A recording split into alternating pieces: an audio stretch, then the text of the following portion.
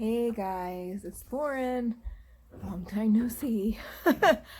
I was waiting to do this video when I finally hit 2 months post-op. And also because my 2 month surgery anniversary, 2 days after that, or technically three, I was going to go see my lupus doctor. So I wanted to wait after that to give you a full update on what is going on with me. I know that my last video, things were starting to look up,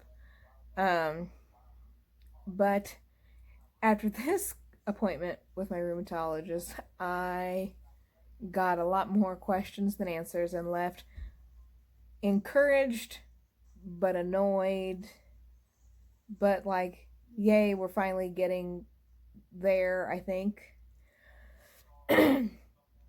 Well, it started off her nurse, who is wonderful. I apparently scared her very, very badly. Like I said in the other video, it is just her nurse and her doctor. And she came out and gave me a very big hug. And then, of course, my oldest is in first grade. So he was at school. So we had to take our son along, and she bribed him with M&Ms. I got weighed, blood pressure, pulse, all that. And I got in the room, and she wanted to see my stomach. And she said, "Does it hurt?" I said, "Well, not really. I'm having a few issues, but not anything major. Everything is very typical of this surgery." And she said when his meaning my surgeon's nurses called, and she said, "Well, this is something that I've kind of been looking into." And they said, "Oh, the procedure's a breeze, but the money is kind of the issue." And she said, "Then when we find out you're in the ICU," I said, "Nope, never happening. It's staying on me. Nope, nope, nope, nope." And I said, "I didn't realize how bad it was. I said, "The doctors gave us the runaround, so I don't know even to this day what I have. They told me it was MRSA, but even then, my surgeon told me it wasn't MRSA, so I don't know what I have." And she said, "Doc has all your records, and I'm sure she's going to go over with you." So my doctor comes in, and she jokes. She says, you must be a cat. How many lives do you have? Because I have had many near-death experiences in my life. And I guess that I had hit the nail on the head. There was a point in the hospital that I thought I was dying, or I got an inclination in my head that I was dying. And so I had a very tearful conversation with my husband. "Will you take care of the boys? You know, make sure they have a good life, and try to keep the house clean."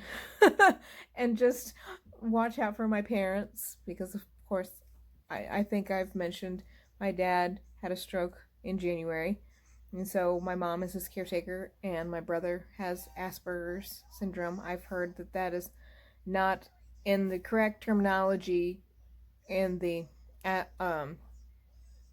autism spectrum anymore, but when he was diagnosed, that was what it is. That's what I call it, because growing up, that's what I've always known it as. So anyhow, I said, watch my family, take care of the boys, yada yada. Well, apparently I hit the nail on the head, because it was that serious, but I wasn't aware at all. She said, "Yeah," she said, "it was bad, and she said, you had your age in your favor. I mean, I'm 29. She said, had you been any older?" Yeah. And she said it probably wouldn't have ended well. I said, "Well, the doctors, I was watched over by a surgery team. Why a surgery team, I'm really not sure. And they told me that the cultures had come back and they were MRSA." They said, "Oh yes, we know what it is. It's MRSA." So they had started me on vancomycin. Well, If anybody's ever been on IV vancomycin, it eats away around the IV on your veins, and it's very painful. So I kept having to get IV after IV, and then one day they came in and they switched antibiotics to gentamicin, I think, because I came home with gentamicin pills. And we wondered, wait, if I have MRSA, why did they switch it? But never really got answers. The doctors never, they kind of blew us off. My mom was handed the nurse's cell phone and said, "You getting the runaround, call them." And my mom was very stern. I am the baby. At 29 years old, I'm still my mom's baby. And she was very stern and said, "You need to do something. You need to keep everyone informed because we don't know what's going on." And that still didn't happen, because today when I said, "Well, they told me I had MRSA," and she looked at me like this, she goes, "You didn't have MRSA." I said, "Well, they looked at me square in the face and told me MRSA." She said, "No." She said, "You had staph." And she said that then they started testing the strains of staph. She said what they probably did was jumped the gun, assumed the worst, and started vancomycin, thinking it was MRSA, and then told you MRSA to say, "Oh, we're covering our bases that way if it's that bad." But it never was MRSA. It was a bad strain of strep. Not strep, staph. And then they tested to see which one what antibiotic would treat it. And that's what I had. Like, that's the medicine they gave me. Then she goes on to say, "Is somebody watching you now that you're done with your antibiotics?" I finished my 1 whole month of antibiotics about a week ago. It was miserable, most miserable month of my life, because anybody that knows being on a month of antibiotics, it kills your digestive system. It kills any kind of healthy bacteria in parts of your body you're supposed to have, is what I'm getting at. And so, not fun. And I said, "Well, no, and this is me being a bad patient. Sometimes I can be a very bad patient." The doctors at the hospital gave me such the runaround. I was furious and mad. Well, any kind of infection, whether it be staph, MRSA, etc., etc., etc., etc., is taken care of with an infectious disease doctor. I'm sorry, infectious disease doctor. Well, when I was in the hospital, the infectious, I don't know why I can't talk. Please excuse me. It's been a long day. It's currently about 9:15, so long day. It's an infectious disease doctor. I got it right that time. The residents would come in, or the fellows, which are doctors still in school. They were all wonderful. Several of them came in and said, "You look very defeated." I said, "I am defeated because the surgery team won't tell me anything. Nobody's telling me anything, and it's upsetting." I said, "I've got 2 kids at home. They're going back and forth between grandparents. I'm uncomfortable. I feel like I'm no better here than I was at home," which I know is untrue. But still, it was very frustrating. So they tried. The infectious disease residents and fellows were much better to me than the surgery doctors. However, then comes in the main doctor. He is almost 90. He walks stooped with a cane. And he comes in and he says, "Well, my residents are taking care of you and you've got the antibiotics you need. I don't know why I'm here." And I was just blown away by the horrendous bedside manner of this jerk. I'm trying to watch my language because this is YouTube and lots of policies on what you can and can't say. So, this jerk, I wish I could say other things, but jerk, And so I've dodged their phone calls. They wanted me to go see the the surgery people. I refuse. What are they going to do? They are surgeons. I really don't need to go see them. They're not going to be operating on me again. And the infectious disease, I was really hesitant. I wanted to see my lupus doctor first to see if she thought that was even necessary. Well, before I could even see her this last week, I have been babysitting now for 2 weeks. I've had him sporadically a few days for 2 weeks, but I get the mail and they have scheduled me an appointment. And lo and behold, who is the doctor but the same crabby, crusty old man? I don't say that about old men. I mean, my dad is 68. My husband's dad is over 70. I don't say that about old men, but this man was the definition of a crusty, crabby old man. And my appointments with him. And I go in for a CT scan and then the appointment. And they're far enough apart that they can be read and I can leave that day knowing. So I go with this knowledge to her that I told her the story of the doctor.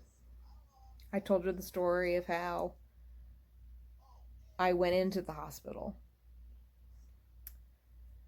And basically, I learned that my surgery caused this event, which I'm sure in watching this whole thing, you probably figured out for yourself long ago.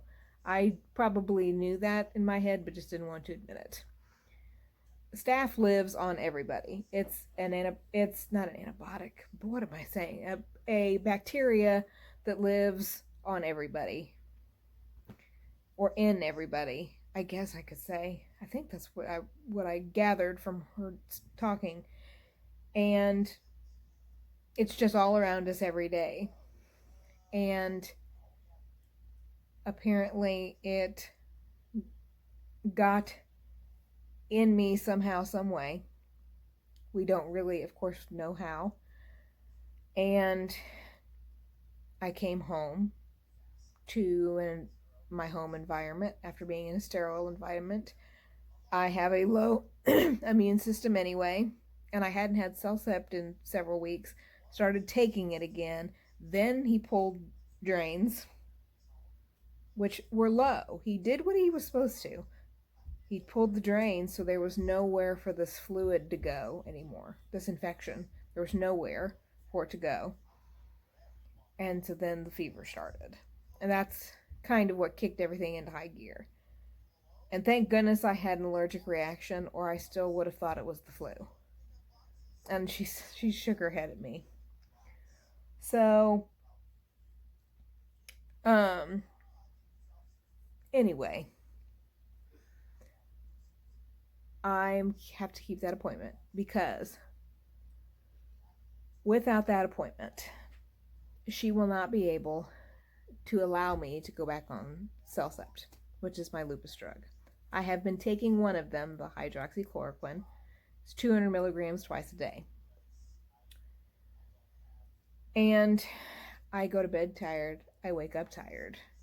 I can't say the joint pain has gotten any worse. I can't say it's gotten any better. It's just there. Everyone tells me I look tired. And that's not something a woman likes to hear. Excuse me.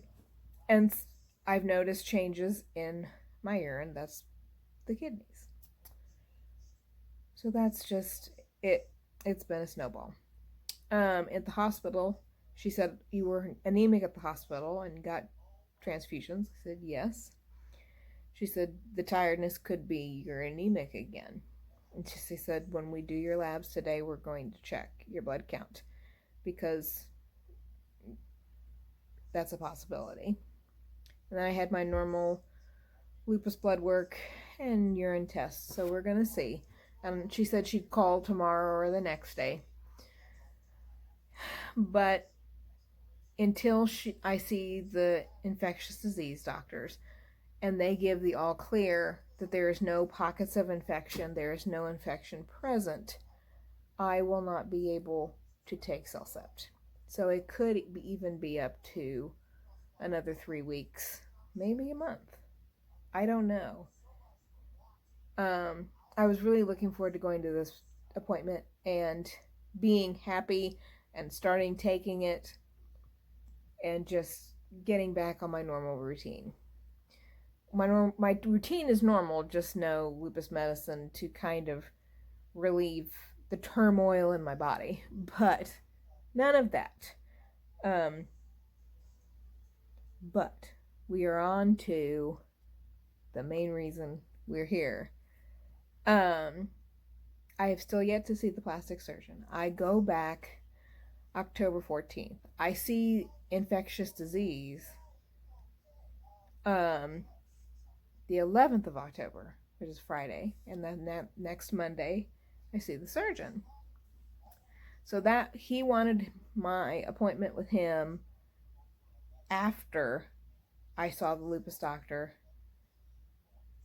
and now he's going to get a surprise when I see it infectious disease, and he actually can see that paperwork and that stuff too. I am healed. I have said that before. There's no openings anywhere. If anything, the scars look even better. Scar away strips help a lot. There's an off brand on Amazon that I like better. They stick better and they last longer. And when they send them to you, there is a coupon inside, buy one get one free, for like a $15 voucher. You just have to write a review on their page. Hey, I'm all for that. However, today I used the Ibotta app, which is like cashback rebates for stuff, and they had a bunch of like silicone scar treatment gel from Scar Away and then some Mederma gel. So I'm going to try those too, because the Scar Away strips and stuff, they get expensive after a while. And I figure we can try this and see what happens. I mean, it's not going to hurt, because my scar looks great. It's very thin, except for the one little wonky side. I do get a little pinching feeling on my one side where the drain was. And I don't know if that's because of pockets feeling like filling, not filling with stuff, but like healing, or anything else. I've been doing normal things. Activities are great. I did try a chair yoga class. Even then, that was the ab moves were too much, but everything else was way too little, like not enough movement. So I have to try to find a happy medium of something, some sort of movement I can do. Like I could go for a walk, but I went from doing burpees and lifting like 15-pound weights, 20-pound weights, to now nothing. It's driving me nuts. What else have I been doing? My belly button does hurt. And I feel like that could be nerves, because I've watched a lot of videos with people when their nerves start to come to life or like start fixing themselves, that they start to burn or they can itch, and you itch and itch and itch and it actually hurts when you itch it. Yeah, I'm getting that a little bit in my belly button, more the hurting, but on my hips where my incision or my scar and the skin is so thin, if I try to itch it hurts, but it feels pretty itchy sometimes.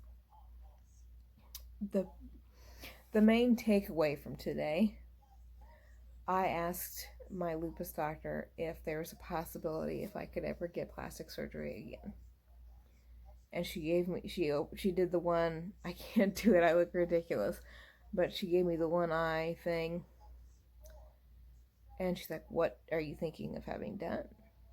And I said, "Nothing here. That was always a dream, but after researching and thinking about it, I was like, my own body attacks itself. If I put something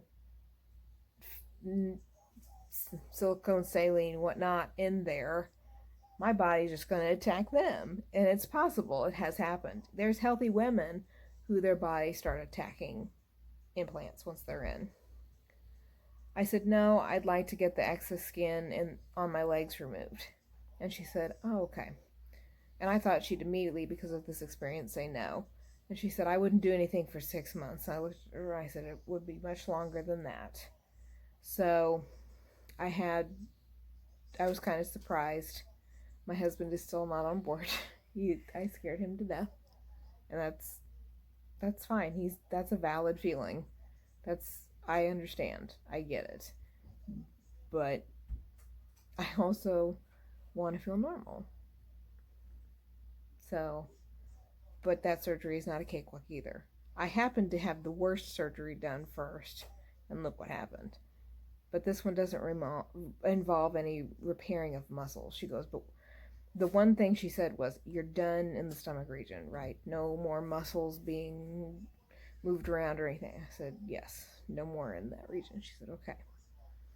So I did not ask her about liposuction or anything like that, because there's an area. He had told me on my hips he thought there was a spot he could get rid of with my surgery, and it didn't go away, and it really bothers me. But I'm going to see if that can be taken care of with just some liposuction. But the main thing about it is, I was trying to explain it to my husband, and I had this ready to talk to her about. But it's just like, at 19, lupus took so much.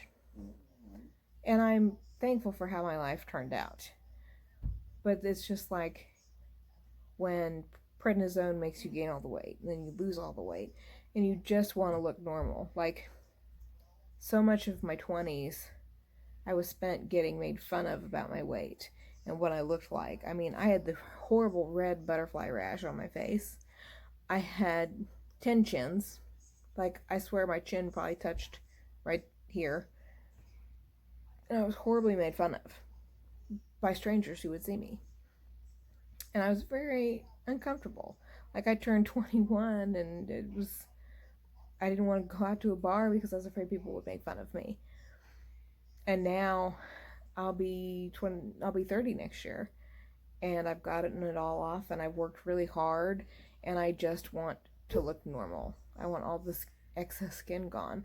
Now my arms just has a little, so I'm not as concerned about those, but my legs is noticeable. And when I take pictures in the mirror for you guys, or take video clips in the mirror, I'm sure you can see them too. So, I mean, not hugely noticeable, but noticeable enough.